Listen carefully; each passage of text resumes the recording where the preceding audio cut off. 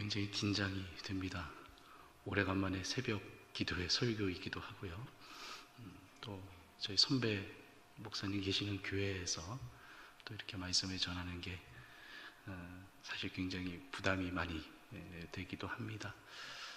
어쨌든 감사합니다. 귀한 자리에 초청해 주시고 함께 말씀을 나눌 수 있는 자리에 저 또한 있게 해주셔서 감사의 말씀을 드립니다.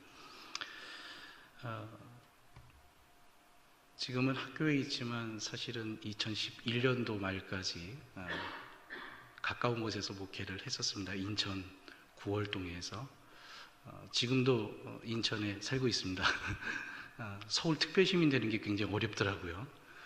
어려워서 지금도 인천에 있는데 2011년도까지 목회를 하다가 지금 학교에 있으면서 또 이렇게 초청을 받아서 설교를 할 때마다 새록새록 목회에 대한 간절함, 또 목회가 얼마나 귀하고 얼마나 의미가 있고 얼마나 가치 있는 것인가 하는 것을 새삼 느껴보게 됩니다.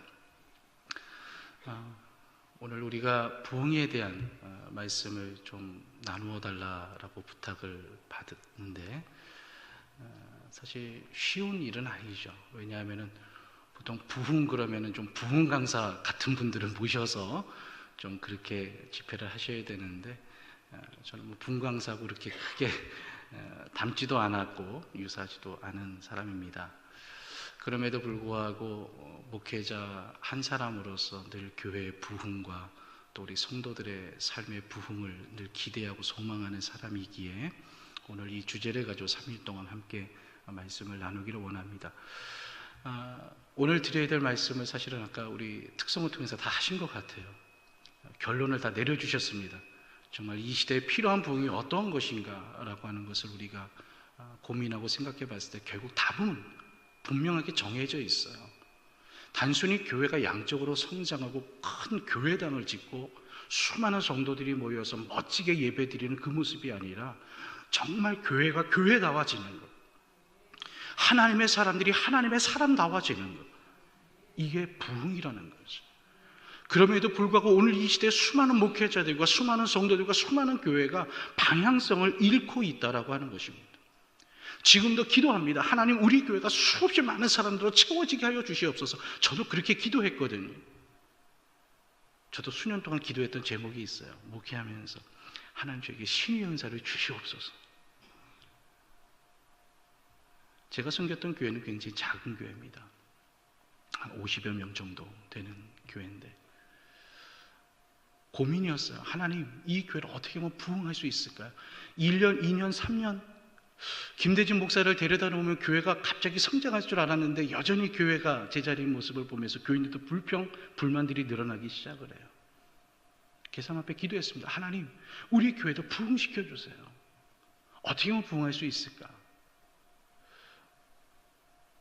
근데 제가 신의 은사를 받으면 부흥이 되지 않을까 하는 생각이 들었어요. 제가 손을 얹고 기도하면 수많은 사람들이 일어나고 고쳐지고 질병이 낫고 저는 자가 걷게 되는 역사가 일어난다고 하는 소문이 나기만 하면 우리 교회가 순식간에 부흥하지 않을까? 새벽마다 또 혼자 교회에 있을 때마다 그렇게 기도를 했습니다. 그런데 하나님 야속하게도 들어주시질 않으셨어요.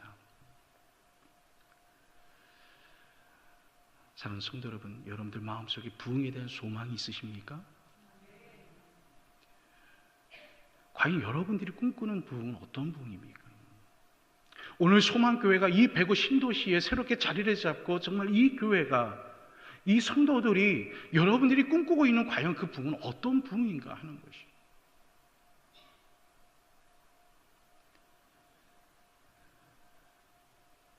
부흥이라는 단어는 우리를 설레게 만들어요. 우리의 가슴을 뛰게 만듭니다.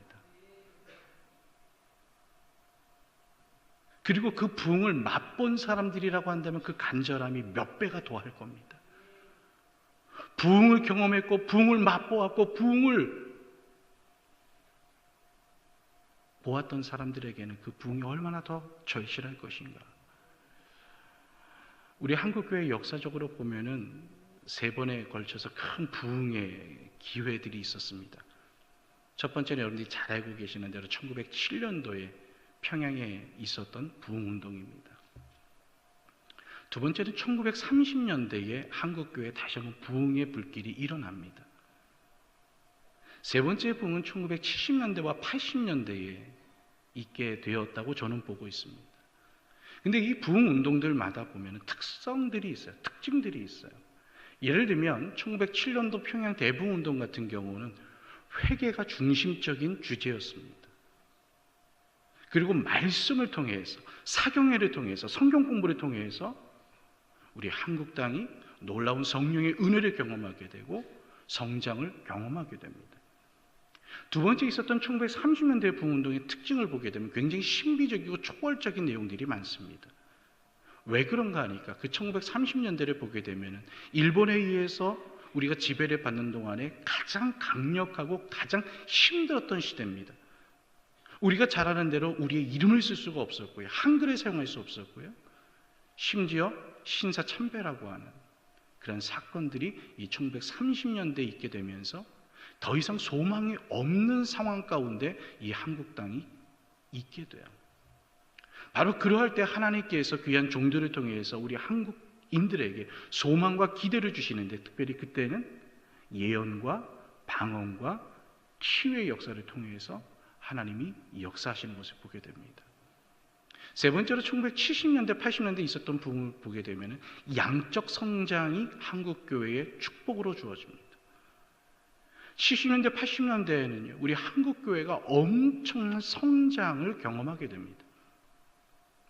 사실 그 성장의 영향은 지금까지도 가져오고 있는 것이죠. 그래서 이 70년대, 80년대를 보게 되면은 교회 목회자들이 또 이 부흥을 경험한 사람들이 이 부흥을 위해서 온갖 수단과 방법을 가리지 않게 되는 그런 모습을 보게 됩니다. 이제 이 세 번에 걸친 부흥의 역사를 경험했던 한국교회는 다시 부흥을 이야기하고 있습니다.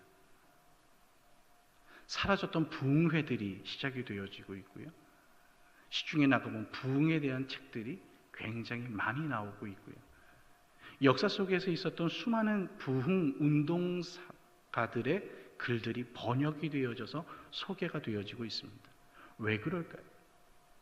왜 한국교회가 또다시 부흥에 대한 간절함을 갖고 있고 부흥을 위하여 기도하고 있고 부흥을 위해서 우리가 애쓰고 헌신하고 있을까요? 1990년대부터 한국교회는 성장이 정체되어지기 시작을 합니다. 정체에서 머문 것이 아니라 지금 둔화되어지고 있습니다. 감소하고 있습니다. 이단으로 넘어가거나 아니면 타종교로 넘어가고 있는 그런 경우들을 많이 보게 됩니다. 그 이야기는 뭐냐면 교회의 빈자리들이 늘어나기 시작을 해요. 그때부터 한국교회는 부흥을 부르기 시작합니다. 결국 그 부흥은 무엇입니까? 그 빈자리를 다시 채워야 된다는 책임과 의무감 속에서부터 부흥을 이야기하고 있습니다. 그러나 그 엄청난 하나님의 부흥의 역사를 경험하는 동안에 한국교회가 놓쳐버린 것이 있어요. 그것은 진정한 부흥의 본질이 무엇인가를 잃어버렸다고 하는 것입니다. 부흥을 위한 수많은 방법들, 수많은 프로그램들에 대해서는 굉장히 많이 관심을 갖고 있고 물질을 투자하고 있고 전문가들을 양성하고 있지만 그 부흥의 본질이 무엇인가에 대해서는 하나님 앞에 묻고 있지 않은 것이 우리 한국교회의 현실이라는 것이. 하나님의 교회는 부흥해야 됩니다. 부흥은 우리의 선택의 문제가 아니라 이 땅에 세워진 주님의 피값으로 세우신 교회가 마땅히 감당해야 될 그 목적이 뭐냐면 부흥이에요. 그러나 그 부흥은 단순히 건물을 올리고 수많은 사람들이 모여서 멋들어지게 예배하는 그것이 아니라 이 땅에 하나님을 향하여 저항하고 있는 그 어둠의 권세들을 향하여 하나님의 주권과 하나님의 능력과 하나님의 살아계심을 전해야 되는 것이 부흥의 목적이라는 사실입니다. 그렇기 때문에 이 소망교회 부흥하셔야 됩니다. 이 백옷이라는 이곳에 하나님의 영광을 보여주셔야 됩니다. 하나님은 어떻게 살아서 역사하고 계시는지, 하나님의 주권이 어떻게 증거되어지고 있는지, 하나님께서 이 소망교회와 목회자와 이 성도들을 통하여 어떻게 오늘 일하고 계시는지를 여러분들이 보여주셔야 됩니다. 그래서 여러분들은 부흥하셔야만 됩니다.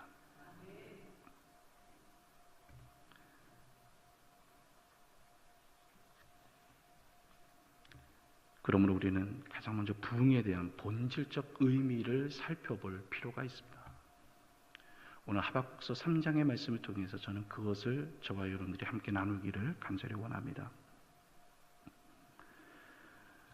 첫 번째로 우리가 살펴봐야 될 것, 부흥이 도대체 무엇인가? 부흥의 의미가 무엇인가 하는 것이죠. 오늘 하박국 선지자는 본문에서 이렇게 기도하고 있습니다. 여호와여, 주는 주의 일을 이 수년 내에 부흥케 하옵소서. 정말 간절하게 기도하고 있습니다. 짧은 하박국 선지자의 기록이지만 그의 이 말을 통해서, 그의 이 기도의 내용을 통해서 그가 얼마나 간절함을 갖고 있는가. 오늘 하박국이 간구하는 그 핵심은 뭐냐면 이스라엘 공동체 회복을 위해서 기도하고 있습니다. 이스라엘 공동체 부흥을 위해서 기도하고 있습니다. 그렇다면 과연 이스라엘 공동체 부흥은 무엇을 의미할까? 그 시대적 상황을 보면 우리가 조금은 이해할 수 있을 것 같습니다. 당시 이스라엘 이 공동체는 굉장히 어려운 시간을 보내고 있습니다. 대외적으로, 대내적으로 굉장히 어려움을 겪고 있는데요. 외부적으로는 바벨론이라고 하는 강성한 나라가 등장을 해서 그동안 아수르와 또 애굽으로부터도 굉장히 많은 고난을 받았는데 바벨론을 통해서 다시 위협을 받게 됩니다. 또 대내적으로는 하나님을 믿는 신앙이 퇴색하기 시작을 합니다. 도덕적으로 영적으로 부패한 시기에 오늘 이스라엘 공동체가 놓여 있는 것을 보게 되는 것이죠.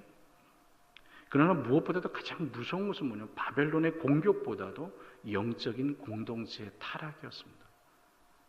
이스라엘 백성들의 타락이 가장 심각한 문제였어요. 왜냐하면 오늘 바벨론으로부터 공격을 받고 바벨론으로부터 어려움을 겪게 되는 근본 원인은 뭐냐면 영적인 타락으로부터 시작이 되어지거든요. 바벨론은 하나님을 떠나서 우상을 섬기고 하나님의 말씀에 불순종하는 그 백성들을 향한 하나님의 심판의 도구였다는 사실을 우리는 너무나 잘 알고 있습니다. 바로 이러한 상황 속에서 선지자는 부흥을 위해 기도하고 있는 것입니다. 하나님, 이스라엘 공동체를 지켜주시옵소서. 이스라엘이 다시 회복되어지게 하여 주시옵소서. 이 모든 위기와 어려움과 역경으로부터 하나님 우리를 건져내어 주시옵소서. 오늘 선지자는 얼마나 많이 기도하고 있는지 몰라요. 사랑하는 성도 여러분, 우리 조국교회를 위해서 기도해 주십시오. 이 조국교회를 감당하고 있는 목회자들을 위해서 정말 기도해 주십시오. 목회의 비전을 갖고 공부하고 있는 신학생들을 위해서 기도해 주십시오. 또한 서로를 위해서 기도해 주십시오. 오늘 우리들이 살아가고 있는 이 시대가 얼마나 위기와 어려움, 환경 속에서 살아가고 있는가. 오늘 내 신앙조차 지켜내기 어려운 그런 삶들을 여러분들 살아가고 있지 않습니까? 이제 이 새벽 기도에 은혜 받고 나면 또 어디로 돌아갑니까? 일상적인 생활로 돌아갑니다. 우리 여기서 받은 은혜가 거기에도 그대로 나타날까요? 또 다른 시험거리들, 어려움들, 역경들, 문제들, 위기들이 여러분들 또 기다리고 있습니다. 바로 그런 위기와 어려움 속에서 우리의 신앙 하나조차도 지켜내기 어렵지만은, 그러나 그러한 상황 가운데 우리를 부르시고 우리를 선택하시고 이 교회에 모으신 하나님의 뜻과 목적이 있다면 그것은 이 땅을 위하여 여러분들 기도해 달라는 것입니다. 물론 하나님의 일이기에 하나님 끌어가시겠지만 우리가 기도한다고 해서 하나님이 하실 것을 하지 않으시고 하시는 것은 아니지만은, 그러나 하나님의 백성들이 아버지의 마음과 같은 그 동일한 마음을 품고 아버지가 바라보는 그곳을 바라보고 아버지의 마음속에 그 뜨거오르는 열정과 그 눈물이 우리의 눈물이 되기를 원하시는 아버지의 그 간절함이 우리에게 있기를 간절히 원합니다. 바로 부흥은 거기에서부터 시작이 되어집니다.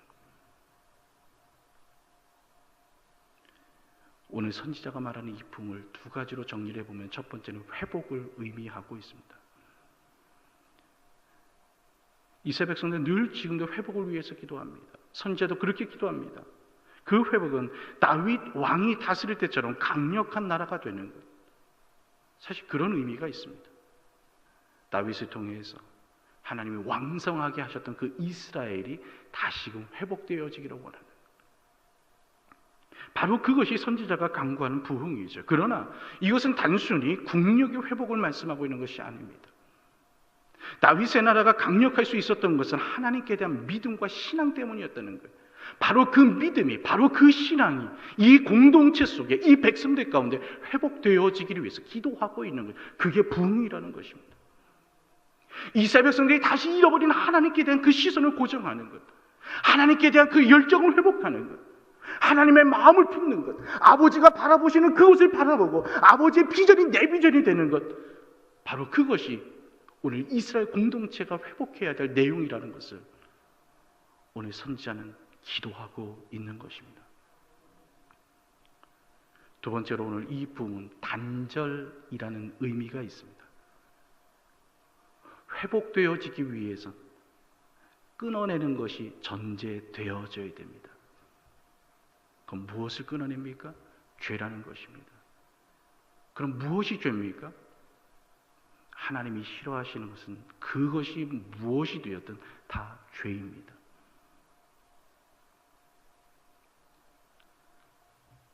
그러게 단순히 현상적인 것만을 말하고 있지 않아요.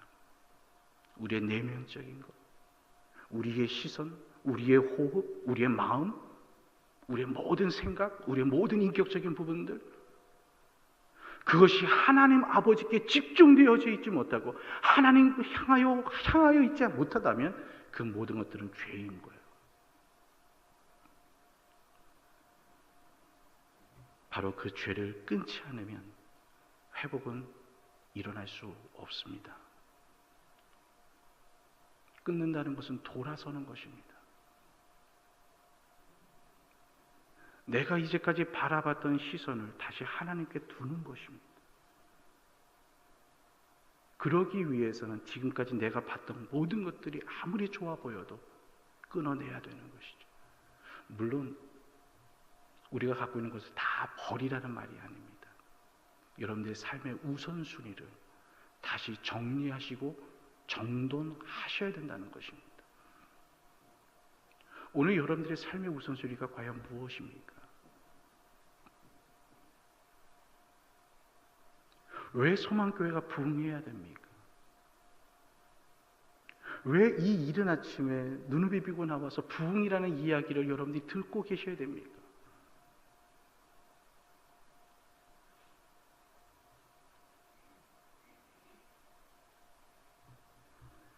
부흥이라는 말에는 회복과 단절이라는 이중적 의미가 포함되어져 있죠. 그러기에 부흥이라는 것은요, 그 방향성이 중요합니다. 부흥은 방향이 교회 밖이 아니라 교회 안을 향하고 있다는 거예요.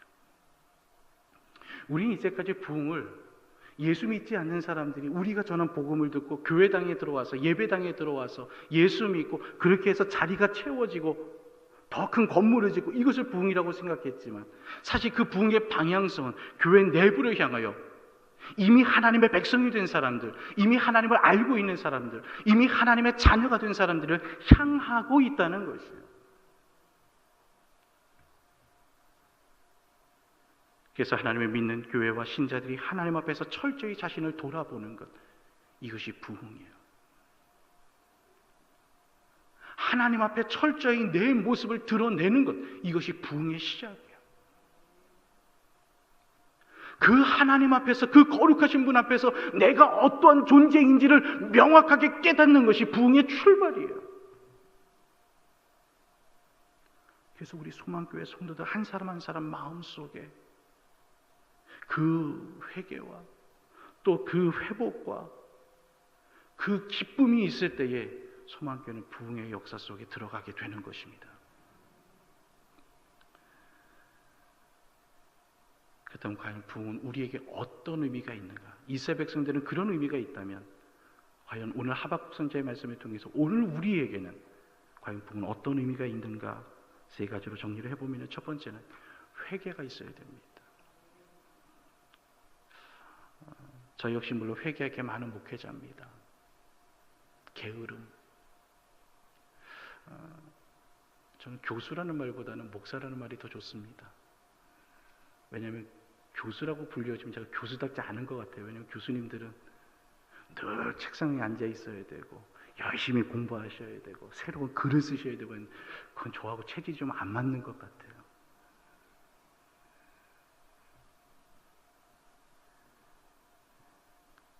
이 땅에 살아가고 있는 모든 교회와 모든 하나님의 사람들은 늘 이 회개의 삶을 살아갈 수밖에 없어요.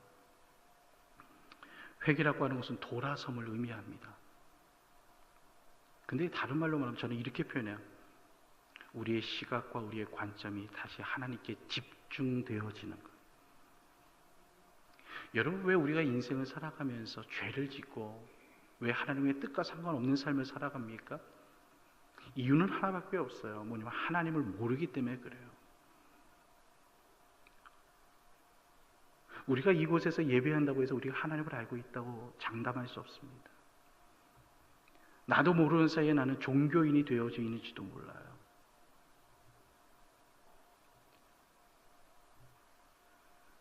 우리의 시선을 하나님께 집중해야 됩니다.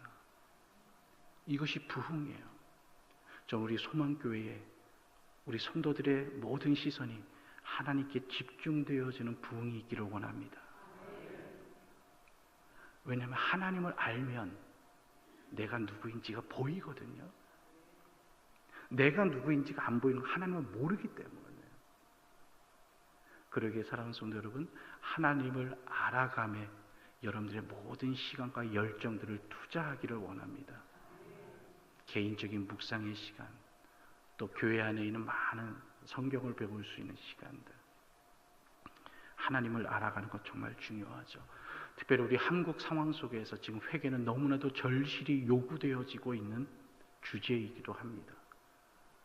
여러분, 우리 주변의 모습들이 얼마나 어려움이 있습니까? 우리 한국 사회 도박, 마약, 음주, 음란, 성적인 타락들, 부패와 거짓말, 낙태, 동성애, 얼마나 많은 부정함들이 있어요. 근데 그 부정함들이 오늘 교회 안에 들어와 있다는 거죠. 동성애자들이 목사가 됩니다. 동성애자들이 합법적인 결혼을 합니다. 마약, 도박, 모든 것들이 다 교회 안에 들어와 있어요. 오늘 그것이 이 교회를, 하나님의 전을, 하나님의 집을 회파하고 있다는 사실이에요. 우리 한국교회가 여기에서부터 돌아서야 됩니다. 돌아서야 됩니다. 그러기에 우리에게 부흥은 회개를 의미하는 것이죠. 두 번째로 부흥은 연합을 의미합니다. 하나 되어져야 됩니다. 우리 한국 사회는 너무나 많이 갈라져 있고요. 심지어 하나님의 교회들도 나뉘어져 있어요. 여러분, 하나님의 뜻은 하나님의 백성들이 하나 되어지는 것입니다. 성령은 하나 되게 하시는 영이라고 말씀합니다. 성령이 충만하게 임하시면 그 교회 안에는 모든 관계들이 회복되어져야 되는 것입니다. 우리가 적어도 기도하는 사람이라고 한다면, 말씀을 존중히 여기고 말씀을 귀히 여기는 사람이라고 한다면 우리 주변에 회복의 역사가 일어나야 됩니다. 소망교회는 아니겠지만 간혹 보면은 교회 안에 문제가 있는 분들은 기도 제일 많이 하시는 분들이에요. 여러분들 아니라고 제가 분명히 말씀드렸습니다. 제가 경험했던 교회들, 또 제가 목회했던 교회들을 보면 교회에서 제일 기도 많이 하시고 제일 많은 말씀들을 암송하시고 옳고 그름이 분명하신 분들이 늘 교회 안에 문제의 그 중심에 놓여져 있는 것을 봐요. 그러면서 말합니다. 나는 성령 충만합니다. 우리 교회가 성령 충만하게 하여 주시옵소서. 우리 가정이, 우리 부서가 성령 충만하게 하여 주시옵소서. 그런데 그 불화와 갈등과 그 충돌의 중심에 그런 사람들이 있다면 그건 하나님이 기뻐하시는 모습이 아니라는 거죠. 오늘 우리 한국교회는 정말 부흥이 필요합니다. 왜요? 성령이 임하셔서 나뉘어지고 깨어지고 부수어진 그 모든 모습들을 하나님 회복시켜 주셔야 돼요. 교단과 교단이 연합하고 그 문제가 아닙니다. 성령이 하나 되게 하시고 성령이 일치되게 하시고 성령의 협력하게 하심, 성령의 화목하게 하심, 그것이 부흥을 통해서 우리 한국교회에 일어나야 될 것입니다. 세 번째는 변화입니다. 아무리 회개하고 아무리 돌아섰다고 말하는데 변화가 열매로 나타나지 않는다면 그것은 부흥이라고 말할 수 없어요. 우리 한국교회가 놓친 게 이겁니다. 1907년도, 1930년대, 1970년, 80년대 부흥을 경험하면서 한국교회는 어마어마한 부흥을 경험했어요. 양적인 성장을 경험했습니다. 근데 놓친 것이 있어요. 뭘 놓쳤습니까? 삶을 놓쳤어요. 우리가 아는 것만큼, 우리가 배운 것만큼, 우리가 깨달은 것만큼 우리의 삶이 따라가지를 못했다는 것이죠.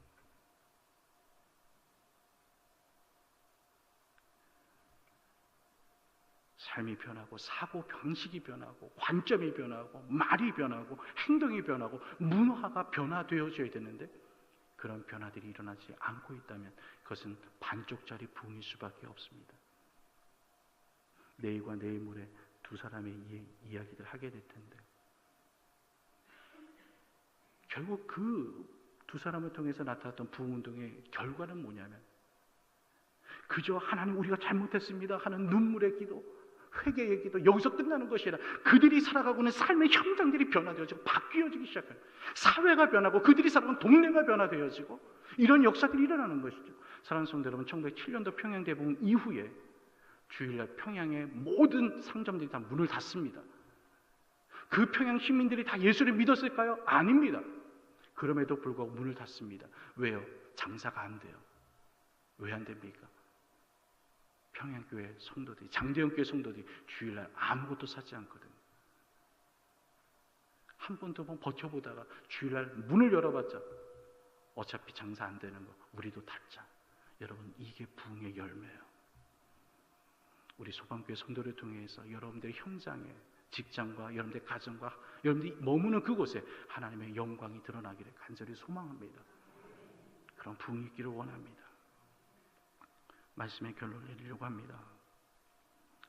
우리 한국교회는 이미 세 번의 부흥을 통해서 하나님의 그 긍휼과 하나님의 은혜와 하나님의 능력을 경험했습니다. 이제 우리는 또다시 어떤 이유일지라도 부흥을 위해 기도하고 있고 부흥을 외치고 있고 부흥을 간절히 사모하고 있습니다. 그러기 위해서 우리가 회개의 자리로 나가야 됩니다.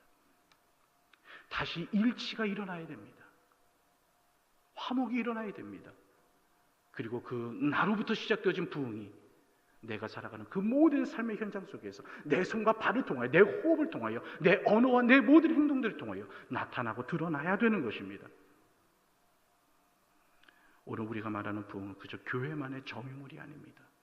그저 우리끼리 청국장치하고 끝나는 것이 아닙니다. 예배를 통해서 우리가 회복되어졌다면 우리의 삶 가운데도 그 예배자의 모습이 고백되어져야 됩니다. 그러기에 이 땅에 또 이 소망교회에 하나님의 부흥의 역사가 다시 시작되어지기를 소망합니다. 이제 우리의 식어진 심장에 이 부흥이라고 하는 단어를 통해서 다시 한번 간절한 설레이는 소망이 회복되어지기를 원합니다. 그리고 하나님의 그 큰 꿈, 하나님의 그 비전이 오늘 여러분들의 비전이 되기를 원합니다. 하나님의 시선이 고정되어지는 곳에 여러분들의 시선이 고정되어지기를 원합니다. 부흥, 그것은 단지 우리의 마음속에만 머무는 것이 아니라 우리의 삶에 구체화되어지고 고백되어지고 현실적으로 나타나야 되는 하나님의 주신 책임과 의무라는 사실을 다시 한번 저와 여러분들이 기억하고 또 그 기도를 위해서 또 그 역사를 위해서 우리 하나님 앞에 간절함으로 나가기를 원합니다.